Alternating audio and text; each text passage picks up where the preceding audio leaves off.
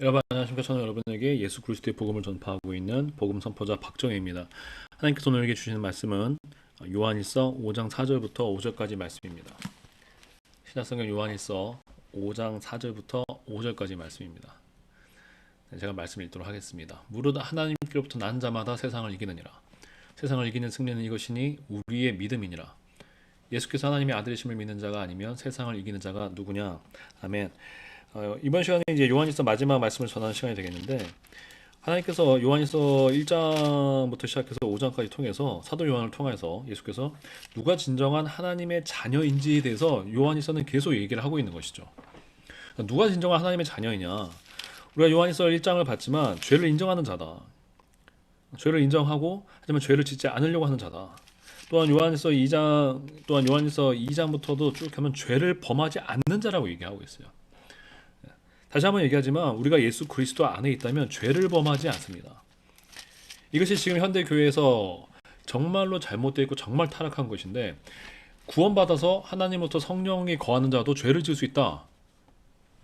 하지만 구원을 잃어버리지 않고 상급이 없어질 뿐이다 라고 얘기하는데, 그렇지가 않고 저를 포함해서 여러분이 어느 누구나 우리가 성령을 받아서 거듭난 자라고 할지라도 죄를 범하면 하나님 안에 있는 자가 아닙니다. 이 하나님 안에 거하지 아니하면 사단에게 속했다고, 마귀에게 속한 자라고 사도 요한은 분명하게 말씀을 하고 있습니다. 여러분, 구원이라는 것은 무슨 우리가 부동산 등기증을 가지고 있는 것처럼 한번 어떤 등기증을 가져놓으면 끝까지 가는 것이 아니라, 우리가 계속 빛 대신 아버지 하나님 안에 거하고 우리의 의로움이 되신 예수 그리스도 안에 거하는 상태가 구원의 상태입니다. 그래서 우리가 예수 그리스도 안에 있다면, 우리가 성령의 다스리심을 받고 있다면 죄를 범하지 않습니다. 그러나 우리가 믿음에서 벗어나 세상의 유혹에 이끌리고 우리가 성령의 명령이 아니라 우리가 육체의 명령을 따라갈 때 우리는 죄를 범하게 되고 죄를 범할 수밖에 없습니다. 그럼 죄를 범했다는 이 열매는 결국 우리가 결국에는 하나님으로부터 떨어져 나왔다는 것을 증명하는 것이 됩니다. 그럼 어떻게 해야 되겠습니까? 요한일서 1장에서 처음 우리한테 얘기하는 것처럼 죄를 범했으면 회개하라는 것이죠. 회개하고 빨리 그 죄에서 돌이켜서 다시 예수 그리스도 안에 돌아와서 그 죄의 씻김을 받으라는 것입니다. 그렇게 할 때 우리가 다시 하나님의 백성으로 회복이 되는 것입니다. 그리고 이것이 반복되면 안 된다고 사도들은 신약성경 전체에서 이 죄가 믿는 자가 계속 죄를 반복하는 것은 말이 안 된다고 계속 말씀을 해왔다는 것이죠. 그러므로 우리가 진정한 하나님의 자녀는, 다시 한번 말하지만 요한일서 1장에서 얘기하는 것처럼 진리 안에 거하고 또 의를 행하고 죄를 범하지 않는 자입니다. 어떤 하나님의 자녀라는 것이 우리 무슨 인간 이 육신의 자녀처럼 한번 자녀가 됐으니까 이제 너는 어떻든 내 자식이 어떻게 하다가는 네가 무슨 일에서 쭉 내 자식이다, 이런 심파극 같은 게 아니라는 거예요. 우리가 모시는 하나님은 거룩하신 아버지이십니다. 이 거룩하신 아버지께서는 우리를 사랑하시지만 우리가 그 아버지를 배반하고 그 아버지께서 우리에게 주신 독생자 되신 예수 그리스도의 그 명령을 어기고 우리가 죄에 복종할 때 하나님은 더 이상 우리 아버지로 불릴 수가 없게 되는 것이죠. 그럼 우리는 온전히 회개하고 진리 되시고 빛 되신 아버지에게 돌아가야 되는 것입니다. 또한 사도 요한께서는 계속해서 요한에서 3장부터 쭉 말씀을 하시면서 이 사랑에 대해서 또한 사랑에 대해서 얘기하셨습니다. 진짜 특별히 형제를 사랑하는 것에 대해서 말씀을 하고 계십니다. 이 형제는 특별히 우리가 이 신약성경에서 모든 다른 사람도 형제이겠지만은 예수 그리스도 안에서 같이 예수 그리스도를 믿고 있는 자들을 우리는 형제와 자매라고 하는 것입니다. 이 형제 자매를 생명 다해서 사랑하라고 말씀하고 있습니다. 예수께서 우리를 사랑하신 것처럼 서로 사랑하라고 말씀하고 있습니다. 예수께서 십자가에 죽으시기 전 전날밤에도 너희가 서로 사랑하라는 명령을 세상에 주지 아니하시고 예수님과 함께 유월절 만찬에 모여있던 제자들에게 주셨던 것이죠. 세상 보고 사랑하지 말라 이 얘기가 아니라, 우리가 먼저 가장 사랑을 하고 사랑을 이루는 대상이 주님의 거룩한 몸 안에 있는, 교회 안에 있는 형제와 자매들이라는 것이에요. 이들을 먼저 우리가 생명 다해서 사랑하고 또 그 사랑이 흘러가서 외인들에게도 흘러가야 된다는 것이죠. 자, 그런데 또 현대 교회의 문제는 무엇이냐면, 그래서 얘기했지만 교회 안에서 온전한 사랑이 이루어지지 않는다는 거예요. 분명히 요한일서에서 뭐라고 말씀하셨어요? 말로만 아니라, 혀로만 아니라 행함과 진실로 사랑을 하라고 했는데 말과 혀로만 사랑하고 있다는 것이죠. 형제 중에 가난하고 궁핍한 자가 봐도 돕지 않고 예, 그들은 그냥 11조 하나 내는 것으로 아니면 뭐 감사한금 내면서 그것으로 다 지나가 버리고 그들이 11조 헌금과 감사한금을 낸다는 그 목적도 보면은 자기 복 받기 위해서 낸다는 것이죠. 이것은 결코 행함과 진실로 사랑하는 진정한 사랑이 될 수가 없고 십자가에서 죽으신 예수 그리스도의 사랑을 본받는 사랑이 될 수가 없습니다. 그러한 그러한 거짓된 사랑을 하고 있을 때 우리는 하나님의 자녀가 결코 불릴 수가 없습니다. 그래서 요한일서 3장 24절에 말씀하셨던 것처럼 그의 계명을 지킨 자는 주 안에 거하고 주는 그의 안에 거하시나니라고 말씀하고 있습니다. 우리가 주의 계명을 지킬 때에 내가 주님 안에 거하는 것입니다. 단순한 감정의 문제가 아닙니다.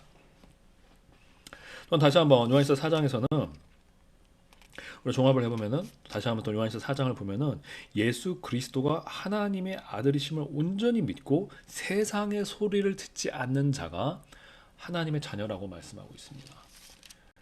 오늘도 이 말씀 계속 하겠지만 단순히 예수님께서 하나님의 아들이심을 믿는다 이것이 그냥 예수님은 하나님의 아들임을 믿어요 여기서 끝나는 것이 아니라 이것은 많은 내용을 내포하는 것이고 우리가 예수 그리스도께서 하나님의 아들이시라는 걸 믿는다는 것은 오직 예수의 명령과 하나님의 아들로서 하나님의 모든 권세와 능력을 받으신 그 예수 그리스도를 우리가 순종하고 그분께 의존하고 그분만을 따라간다는 것을 내포한다는 것이죠. 그런 자들만이 세상을 이기고 적그리스도의 영을 이기고 예수 그리스도를 따라가는 자들이고 하나님의 자녀라고 요한일서 4장을 말씀하고 있었습니다.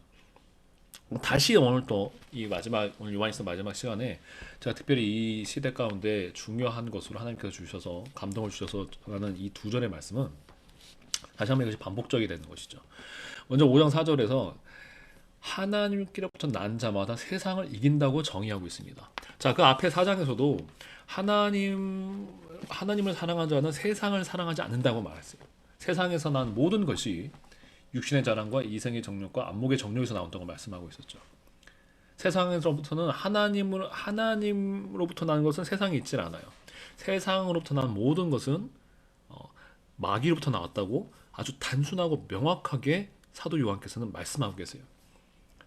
사탄으로부터 왔다는 것이죠. 세상의 임금이 악한 자, 즉 사탄이 세상의 궁극적인 현 상태의 임금이라고 말씀하고 있어요. 그렇기 때문에 이 세상에서 이 세계에서부터 오는 모든 문화와 모든 가치관과 모든 메시지는 절대 하나님으로부터 온 것이 아니라고 말씀하고 있어요. 근데 다시 말하지만 현대 교회의 강력한 죄는 엄청난 죄는 뭐냐면 이 세상의 메시지를 하나님의 말씀과 섞어버린다는 것에 있다는 거예요. 그래서 그들은 세상을 이기는 것이 아니라 세상에 순종을 하고 있다는 것이죠. 자, 우리가 물론 하나님께서 이 땅에 세워놓은 제도와 권위에는 복종을 해야 됩니다. 그러나 우리는 세상의 생각과 사상에 복종할 수 없고 우리가 아무리 세상의 제도와 권위에 복종을 한다 하더라도 이것이 결국 궁극적으로 하나님의 말씀과 상충될 때에는 우리는 하나님의 말씀을 따라가야 되는 것이죠. 그래서 세상의 통치자와 권세에 복종하라는 로마서의 사도 바울의 말씀에서도 보면 너희가 두려워할 자를 두려워하라 그랬어요.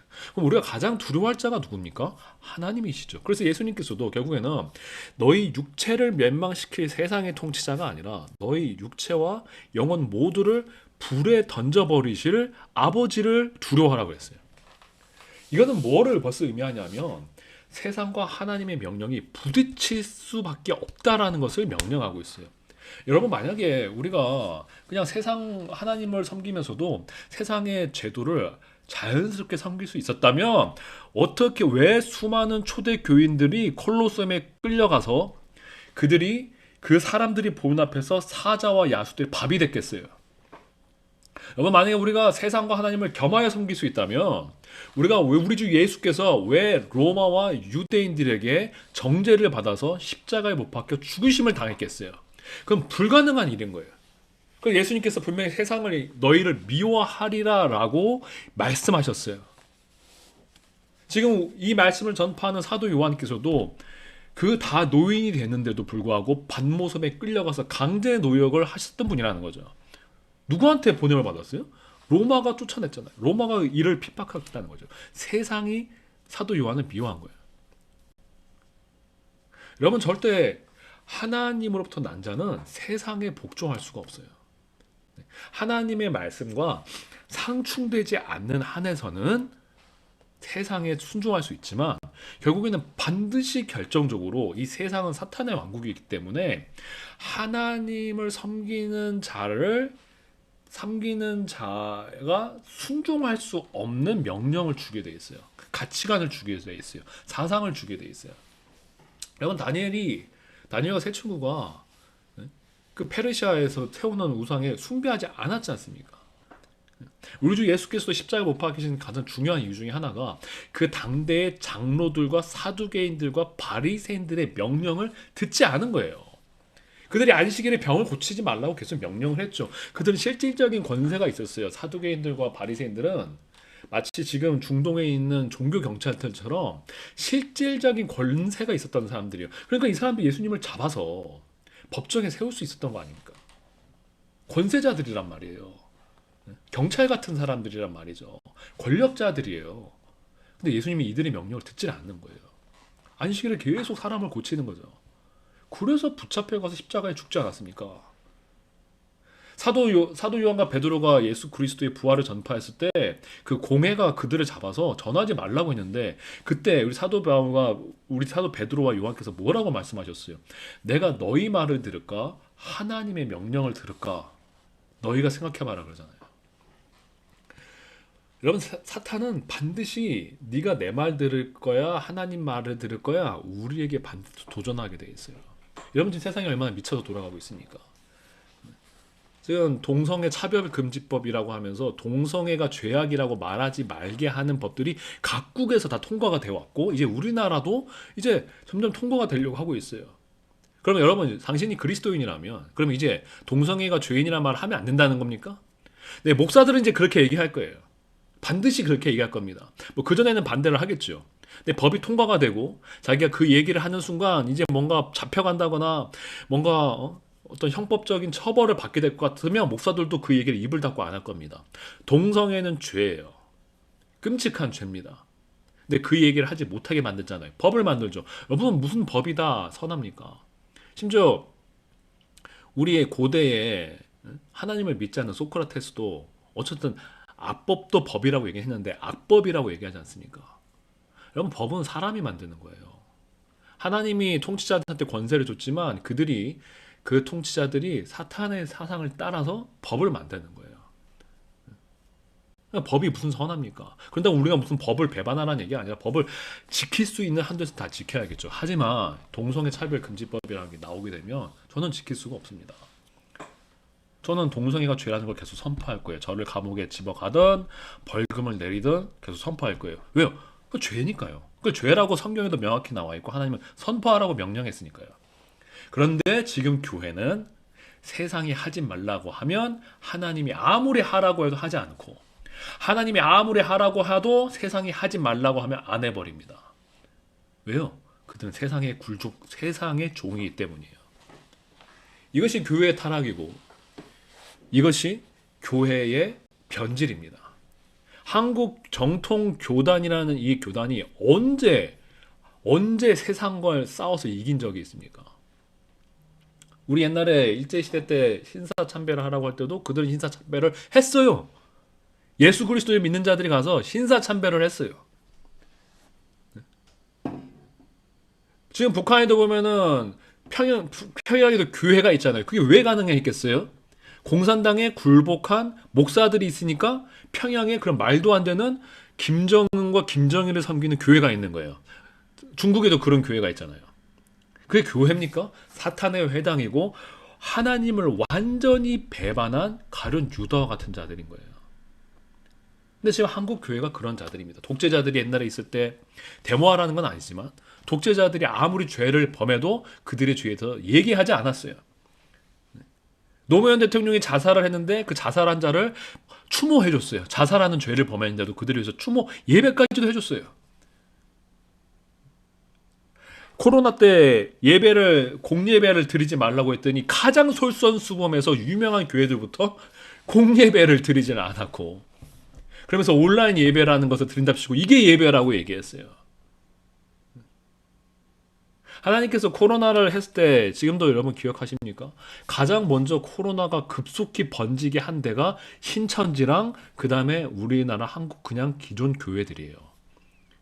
이 두 곳이 가장 먼저 확산시켰어요. 왜 그랬을까요? 하나님이 얼마나 이 교회들의 지금 죄악을 분노하신지 보여준 거예요. 전혀 지켜주지 않았어요. 세상의 구경거리가 되게 했죠. 그런데도 그들은 회개하지 않았고, 회개하지 않을 뿐더러 정부에서 하는 얘기에 충성을 다해서 지키죠. 물론 이제 개개의 교중에서 정부 명령에 지키지 않고 또 그런데도 하나님도 보호해 주시지도 않아서 공예배 한답시고 모였다가 코로나 더 번져서 조롱거리가 된 교회들이 있죠. 왜 그랬을까요? 그들은 회개치 않았거든요. 그들은 회개치 않은 상태에서 예배는 그래도 우리가 모여서 드리자라는 그것만 집중했어요. 여러분 이스라엘 백성이 광야 시대 때 하나님께 복종하지 않으면서도 자기들이 이방인과 전쟁을 일으킬 때마다 다 졌죠. 지금 교회는 하나님께 회개해야 되는데 회개하지 않고 또 세상과 싸우지도 않아요. 그러나 오늘 말씀은 분명히 말씀하고 있습니다. 하나님께로부터 난 자마다 세상을 이긴다고 말씀을 하고 있습니다. 여러분 세상과 싸우지 않을 때 당신은 더 이상 하나님으로부터 난 자가 아닙니다. 근데 지금 교회는 수많은 지금 심리학과 세상의 철학과 세상의 교육학이 완전히 장악을 했어요. 또 하나 예를 들자면 아이들을 교육하는 데 있어서 아이들을 책망하고 훈계하는 것은 필수적입니다. 이것은 잠언에서도 계속 명령을 하셨고 심지어 지금 21세기 우리가 보면 충격적이죠. 아이를 훈계하려 안 하려고 하지 마라. 채찍으로 쳐도 그가 죽지 아니하라는 이런 무서운 말씀도 있어요. 근데 우리가 뭐 그러면 아무 이유 없이 채찍을 쳐라는 게 아니라 그 정도로까지 무섭게 혼을 내라는 거예요. 체벌을 해서라도 무섭게 혼을 내서 아이가 그만큼 죄악을 범했으면 그에 합당한 벌을 줘서 그 아이가 다시는 무서워서라도 죄를 범하지 않도록 아이의 영혼을 구원하라는 거죠. 이게 주님의 명령이에요. 자, 근데 이게 지금 신약에서는 끊겼을까요? 이게 끊겼다는 말이 전혀 없어요. 우리가 구약의 모든 명령이 신약에서 다 사라지는 게 아니라 구약에서 사라지는 것은 우리가 율법의 행위로 구원을 얻는 것들, 예식으로 구원을 얻는 것들이 사라지고 또 우리가 원수를 보복하는 것에서 원수를 용서하는 것으로 바뀌죠. 이것은 우리가 예수 그리스도께서 하시는 삶을 통해서 성령을 통해서 무엇이 연속되고 중단되는지는 우리가 구분할 수가 있는, 영적으로 구분하는 거예요. 구약의 모든 말씀이 다 단절되어 버렸다. 이건 말이 안 되는 거죠. 만약에 그랬다면 사도들의 서신서에서 구약을 인용하지 않았을 텐데 사도들이 우리한테 명령을 줄 때 구약의 말씀을 굉장히 많이 인용하잖아요. 그 여전히 구약의 말씀도 하나님의 말씀이고 영존하시고 변치 않는 하나님의 말씀이기 때문에 예수 그리스도 안에서 지속적으로 연속되어지는 말씀들이 있다는 거죠. 자녀를 징계하는 것도 마찬가지예요. 자녀를 징계하는 것에 대해서도 심지어 우리가 히브리서에서도 보면은 하나님을 포함해서 육신의 아버지들마다 그 사랑하는 자를 징계한다고 얘기했어요. 우리가 교육에 있어서 때로는 심지어 체벌을 가하면서까지도 우리가 아이들을 징계를 해야 돼요. 징계 자체가 목적이 아니라 사랑으로 징계를 하여서 아이들이 하나님의 말씀대로 살아갈 수 있도록 지켜줘야 된다는 거죠. 그게 사랑인 거죠. 자, 근데 우리가 가인의 사건 보면은 우리가 최초의 살인이 났을 때 하나님이 가인한테 벌을 선포하신 가인이 뭐라 그러죠? 이 벌이 나한테 너무 과하다 그러죠. 이 반역한 인간의 특징이 뭐냐면, 죄성의 특징이 뭐냐면 징계를 안 받아들여요. 그리고 뭐야? 하나님을 원망했잖아요.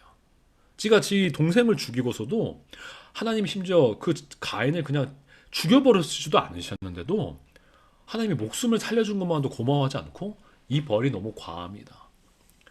지금 당신 나한테 너무 하시는 거네. 나 지금 학대하시는 거네. 이런 식으로 나왔다는 거죠. 여러분, 그게 점점 이 말세이기 때문에 그러한 인간의 죄성이 아주 법제화되는 거예요. 그러니까 아동학대를 하라는 얘기가 아니라 우리가 아동학대와 아동을 훈육하고 징계하는 것이 구분이 돼야 되는데 우리가 지금 보면 아동학대라는 이름 하에 아동을 훈육하는 것까지 다 막아버렸어요. 왜요? 인간은 훈계받기를 싫어하고 자기 자식이 어디 가서 혼나는 게 싫거든요. 자기 자식이 무슨 죄를 짓고 무슨 망나니 짓을 하고 다니더라도 아무도 건드리게 하고 싶지 않거든요. 이거는 하나님의 명령하고 완전히 배치되는 거죠. 여러분, 그래서 그저께도 보면 어떤 사건을 보면은 만 13살짜리 아이가 경찰서에 가서 파출소에 가서 경찰서를 다리로 팼어요. 때리더라고요. 근데 그를 잡지 못해요. 그를 잡으면 만약에 또 그 경찰관이 아동 학대범이 됐겠죠. 말도 안 되는 세상으로 만들고 있는 거예요. 근데 교회가 이들의 사상을 다시 받아들이고, 어떻게 보면은 이들이 이렇게 할 수 있는 도로 교회가 그렇게 만들었을 수도 있어요. 왜? 지금 교회는 사람들에게 아첨하게 급급하기 때문에, 인간이 아까 제가 뭘 싫어한다고 그랬어요? 징계와 훈계를 싫어한다고 그랬죠. 책망을 싫어한다고 그랬죠. 교회에서 그런 얘기를 안 하는 거예요. 사람을 책망하지 않아요. 혼내지 않아요. 죄악을 범하고 있는 교인들이 있어도 그들을 혼내지 않아요. 다 괜찮습니다. 사랑합니다 하면서 하나님의 사랑을 완전히 말도 안 되는 변질시키고 축소시켜서 인간들이 좋아하는 모습으로 바꿔버렸어요. 그게 원래 세상이 원하던 거거든요. 그래서 세상에게 아첨하는 자들이 됐어요. 그러니까 이렇게 세상에서 말세가 돼서 아이들이 날뛰고 된 가장 큰 이유가 징계와 책망에 사라진 건데, 그것을 만드는데 오히려 교회가 앞장서 왔다는 거죠. 단순히 세상의 메시지를 흡수할 뿐만 아니라 오히려 세상을 타락시키는 그 최전선에 교회가 서서 하나님의 명령을 어기도록 세상을 더 돕고 있다는 거예요. 여러분, 어떻게 지금 이 교회가 하나님으로부터 다가올 형벌을 피하겠습니까? 이렇게 타락한 이 교회가 세상을 구원하긴커녕 세상을 회개시켜서 하나님의 진리에 이르게 하기는커녕 세상에 아첨하기에 바쁘고 세상에게 복종하기에 바쁘고, 오히려 세상 사람들로 하여금 하나님의 나라에 들어가지 못하게 막고 세상 사람들을 더 2배, 3배 지옥 자식으로 만들고 있는 이 교회가 앞으로 받을 하나님의 진노가 얼마나 크겠습니까? 여러분, 그러나 하나님부터 난 자는 결코 이렇게 살지 않고 세상을 이긴다고 오늘 말씀을 하고 있습니다. 그럼 무엇으로 세상을 이겼습니까? 이 미쳐가고 정신이 나가고 폐역하고 음란하고 이 모든 질서를 뒤집어 버리고, 하나님이 세우신 모든 권위와 질서를 다 거꾸로 뒤집어 버리고 하고, 의를 악으로 만들고 악을 의로 만들려고 하는 이 미친 말세의 시대에 우리가 어떻게 승리하겠습니까? 우리의 믿음으로 승리한다고 말씀하고 있습니다. 우리의 믿음으로 이기는 것입니다. 우리의 믿음. 5절에서 예수께서 하나님의 아들이심을 믿는 자가 아니면 세상을 이기는 자가 누구냐라고 말씀하고 있습니다. 예수께서 하나님의 아들이심을 믿습니다. 하나님으로부터 모든 정사와 권세와 통치를 받으신 모든 만물의 왕 되신 하나님의 아들이 바로 우리 주 예수이심을 믿습니다. 그리고 그 예수의 명령이 세상의 어떤 명령보다도 가장 위에 있고, 세상 천만인이 나를 에워싸할지라도 내가 따라가고 섬겨야 할 분이 바로 이 하나님의 아들 예수님을 믿는 것입니다. 바로 그렇다면 이 로마의 권세가 나를 둘러싸서 나를 콜로세움에 세워 사자의 밥이 되게 할지라도 나는 하나님의 아들 예수 그리스도의 명령을 따를 것입니다. 바로 이것이 우리 사도 요한의 믿음이고 우리의 모든 앞서가신 믿음의 순교자들의 믿음이었습니다. 피로 쌓여진 믿음입니다. 피 흘려진 믿음입니다. 그들은 세상과 피 흘리기까지 싸웠고 자신들의 목숨을 다해서 예수 그리스도의 명령을 지켰습니다. 믿는다는 것은, 사도 요한이 계속 강조하고 있지만, 하나님을 사랑한다는 것은, 믿는다는 것은 그의 계명을 지키는 것입니다. 그의 계명은 요한일서 5장 1, 2, 3절에서 말씀했지만 우리가 지키기 어려운 것이 아닙니다. 그 내용이 많죠. 단순히 너희가 서로 사랑하라, 그 한 문장으로 보이지만 그 안에 엄청나게 많은 메시지가 있어요. 왜? 모든 율법의 완성이 사랑에 있기 때문이에요. 그 사랑 안에 거룩함도 있는 거예요. 아까도 말했지만 심지어 자녀를 징계하는 것도 있는 거예요. 아이를 징계하는 것도 있는 거예요. 거룩히 구별되고 의롭게 사는 모든 것이 이 예수 그리스도의 계명에 다 들어가 있어요. 예수님이 단순히 우리가 생각하는 식의 이웃을 사랑해 이 말만 했지 않았어요. 요한계시를 보면, 요한계시록에도 보면 예수님이 직접 사도행을 통해서 이 교회들에게 주신 명령은 다 세상과 싸우고 이겨내고 이단과 싸우라, 다 구체적으로 명령하시죠. 그 안에 예수님이 내가 너희를 사랑한 것 같이 너희가 서로 사랑하고 아버지를 사랑하고 너희가 나를 믿으라는 명령 안에 다 수백 수천 가지의 우리가 각 상황에서 만나게 될 거룩한 명령이 다 들어가 있는 거예요. 근데 그걸 우리가 다 십계명처럼 만들지 않죠. 왜요? 그건 불가능하고, 그것은 우리가 예수 그리스도를 온전히 사랑하고 우리가 의로우신 예수님을 사랑하고 또 우리가 성도들과 또한 우리가 원수들까지도 주님의 마음으로 거룩히 사랑하게 될 때 우리가 다 모든 상황 속에서 알게 되는 거예요. 성령을 통해서. 그래서 우리가 예수 그리스도를 믿는다면은 지금 이 세상을 이겨야 되는 것이죠. 세상은 예수 그리스도의 명령과 반대되는 명령을 한다는 거예요.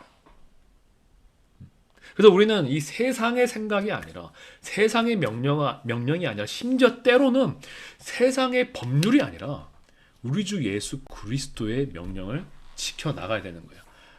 여러분, 당신이 만약에 공산주의에 산다고 생각합시다.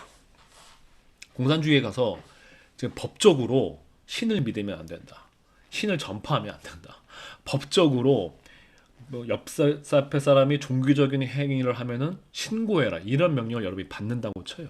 여러분이 살고 있는 세상에서 실제로 그러하니까요. 북한이나 중국에서는 실제로 그러하니까요. 그럼 여러분이 누굴 따라야겠습니까? 거기서도 세상의 제도와 권위에 순종하라고 해서는 많은 그 명령만, 그 말씀만 따서 더 높이 있는 우리가 가장 두려워할 자를 두려워하라는 주님의 명령은 버려놓고 내 육신의 안정을 위해서 그 말씀 하나 따서 공산주의 정권에 복종하겠습니까? 예, 여러분은 하실 거예요. 여러분 그렇게 하고도 남아요. 그게 지금 한국교회 당신들의 모습이거든요. 여러분 그렇게 살면 안 돼요. 그렇게 살면 안 돼요. 그러면 지금은 여러분이 육신의 여러분의 일신의 안정을 지켜야겠죠. 그러니까 여러분을 향해서 꺼지지 않는 하나님의 진노가 기다리고 있을 겁니다. 여러분이 그런 삶을 산다면 여러분 심판자 앞에 섰을 때 그리스도의 법을 지키기 위해서 쌓았던 그래서 목숨까지도 잃고 재산도 잃고 심지어 가족도 잃고 자신의 신체에도 엄청난 고통을 받았던 우리의 믿음의 선배들이 여러분들 앞에 서서 여러분을 심판할 거예요. 그럼 저와 여러분은 어떻게 됩니까? 목숨을 다해 세상을 이기고 예수 그리스도의 명령을 순종해야 되는 거예요. 그래서 사도 바울이 빌레몬서를 봐도 노예인 사람을 풀어달라고 얘기하잖아요. 여러분 이게 사실은 굉장한 말인 거예요. 이 로마 시대에서 노예제도에서 어떤 노예가 도망가 버리면 그냥 죽일 수도 있거든요. 근데 그러지 말라고 하잖아요. 사도 바울은 뭐라고 했어요? 그리스도 안에서는 종이나 자유나 차별이 없다고 말씀하셨고 뭐라고 해서 사람의 종이 되지 말라고 그랬잖아요. 물론 기존에 인정돼 있는 것은 따랐지만 사도 바울은 근본적으로 모든 사람이 종이 되라는 말씀을 통해서 그 노예 제도가 옳다라고 얘기하신 적이 없어요. 그 그리스도 안에서는 오히려 그런 거를 우리가 교회 안에서는 그런 거 하지 말아라고 한 거죠. 이게 얼마나 충격적인 말씀인지 아십니까? 이런 걸로 잡혀갈 수도 있었을 수도 몰라요. 모르겠습니다, 그거는. 근데 그 당시에 잡혀갈 수 있었을지도 몰라요. 노예제도에 어떻게 보면 정면으로 반박하는 말일 수 있잖아요. 근데 하셨단 말이에요. 여러분 예수 그리스도의 하나님의 아들심을 믿는다면 그의 명령을 따르십시오. 그의 계명을 따르십시오. 그의 말씀을 따르십시오. 여러분이 알고 있는 다수의 명령이 아니라 다수의 생각이 아니라 이 세상의 생각이 아니라 이 세상의 규칙이 아니라 그보다 먼저 예수 그리스도의 계명을 알고 그 계명을 지키려고 하십시오. 세상의 명령이 그것과 겹칠 때에는 괜찮아요. 그러나 세상의 제도에 순종하는 것이 결국 우리 주 예수 그리스도와 아버지 하나님의 거룩한 명령을 저버리게 되는 것이라면 그럼 누구를 선택해야겠습니까? 저는 예수 그리스도를 선택할 것입니다. 끝까지 승리하는 자가 되어서 부끄럼 없이 하나님 앞에 서기를 원합니다. 여러분도 그렇게 하셔야죠. 언제까지 이 타락한 교회들 속에서 세상에 복종하고 세상의 눈치나 보면서 세상의 것만 바라본 자들이 되겠어요? 물론 정광훈이나 우리 그 이단교주 요즘에 유행하는 정명서처럼 세상에서 보기에도 미친 짓을 하라는 말이 아니에요. 전 절대 그런 말이 아니죠. 세상이 감당할 수 없는 하나님의 거룩하신 의를 이루라는 거예요. 함께 기도하도록 하겠습니다. 거룩하신 주님, 우리가 예수 그리스도 안에서 예수 그리스도를 믿는 믿음으로 이 말세에 이 음란하고 폐역하고 이 미쳐 돌아가는 세상을 온전히 승리하여서 하나님께 영광을 돌리는 주님의 거룩한 군사들이 되기를 원합니다. 주님, 우리 가운데 지혜를 주시고 우리 가운데 또한 지식을 주시고 영적인 지식을 주시고 무엇보다도 담대한 믿음을 허락하여 주셔서 우리가 담대함으로 주님의 계명을 깨달아 온전히 승리하는 우리들도 붙들어 주시옵소서. 예수님 이름으로 기도했습니다. 아멘. 저는 지금 교회 개혁을 바라면서 거룩한 교회가 일어나기를 간절히 기도하고 있습니다. 말씀을 들으시고 함께 이 거룩한 교회를 이루어 예수 그리스도의 명령에 순종하여 원하시는 분은 연락을 주시기를 바랍니다. 감사합니다.